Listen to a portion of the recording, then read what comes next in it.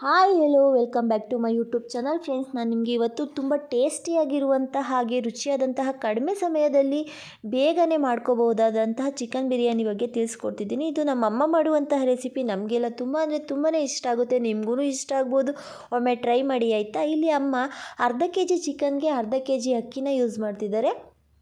ಇದನ್ನು ಹೇಗೆ ಮಾಡೋದು ಅಂತ ಹೇಳ್ತೀನಿ. ಮೊದಲನೇದಾಗಿ ನಾವು ಇಲ್ಲಿ ಕುಕ್ಕರ್ನ ಬಳಸ್ತಿದ್ದೀವಿ. ನೀವು ಯಾವುದೇ ಪಾತ್ರೆ ಆದರೂ ಸಹ ಬಳಸ್ಬೋದು.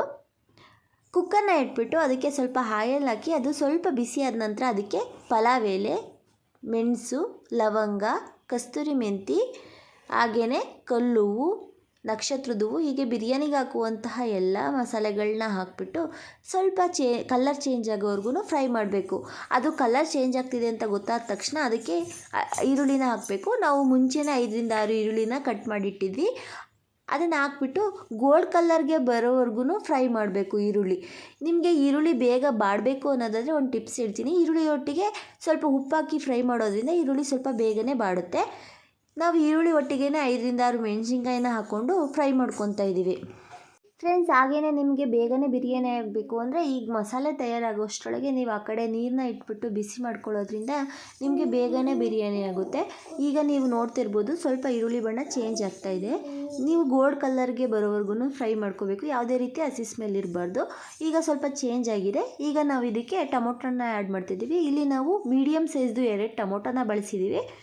ಈ ಟೊಮೊಟೊನೂ ಅಷ್ಟೇ ಇದರಲ್ಲಿರುವಂತಹ ನೀರಿನಂಶ ಎಲ್ಲ ಹೋಗೋವರೆಗೂ ಚೆನ್ನಾಗಿ ಫ್ರೈ ಮಾಡ್ಕೋಬೇಕು. ಇಲ್ಲಿ ಯಾವುದೇ ರೀತಿ ಹಸಿ ಸ್ಮೆಲ್ ಆಗಲಿ ಯಾವುದೂ ಇರಬಾರ್ದು. ನೀರಿನಂಶ ಎಲ್ಲ ಡ್ರೈ ಆಗೋವರೆಗೂ ಚೆನ್ನಾಗಿ ಫ್ರೈ ಮಾಡಬೇಕು. ಇದಾದ ನಂತರ ಇದಕ್ಕೆ 1 ಹಿಡಿ ಪುದೀನ ಹಾಗೆ 1 ಹಿಡಿ ಕೊತ್ತಂಬರಿ ಸೊಪ್ಪನ್ನ ಹಾಕ್ಕೊತಾ ಇದ್ದೀವಿ.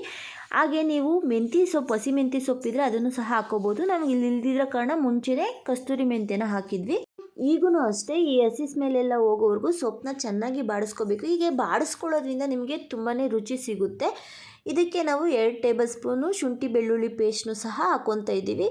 ಇದೆಲ್ಲ ಫ್ರೈ ಆದ ನಂತರ ಇದಕ್ಕೆ ಅರಿಶಿನ, ನಾವು ಚಕ್ಕೆ ಬಳಸಿರಲಿಲ್ಲ ಅದರಿಂದ ಚಕ್ಕೆ ಪೌಡ್ರು, ಹಾಗೆ ನಿಮ್ಗೆ ಎಷ್ಟು ಖಾರ ತಿಂತೀರೋ ಅಷ್ಟರ ಮೇಲೆ ನೀವು ಅಚ್ಚ ಖಾರದ ಪುಡಿ ಹಾಕ್ಕೋಬೋದು. ಅಚ್ಚ ಖಾರದ ಪುಡಿ, ಹಾಗೆ ನಾವು ಇಲ್ಲಿ ಕಲ್ಲುಪ್ಪನ್ನ ಬಳಸ್ತಾ ಇದ್ದೀವಿ.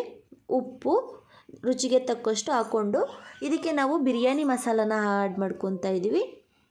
ಇದೆಲ್ಲ ಚೆನ್ನಾಗಿ ಫ್ರೈ ಆದ ನಂತರ ಇದಕ್ಕೆ ನಾವು ಶುದ್ಧವಾಗಿ ತೊಳೆದಿಟ್ಟಿದ್ದಂತಹ ಚಿಕನ್ ಹಾಕ್ಕೊತಾ ಇದ್ದೀವಿ. ಈ ಚಿಕನ್ನಲ್ಲಿರುವಂತಹ ನೀರಿನಂಶ ಎಲ್ಲ ಹೋಗೋವರೆಗೂ ಹಾಗೆ ಉಪ್ಪು ಖಾರ ಎಲ್ಲ ಚಿಕನ್ಗೆ ಹಿಡಿಯೋವರೆಗೂ ಚೆನ್ನಾಗಿ ಇದನ್ನು ಫ್ರೈ ಮಾಡ್ಕೋಬೇಕು. ಇದರಿಂದ ತುಂಬಾ ರುಚಿ ಸಿಗುತ್ತೆ.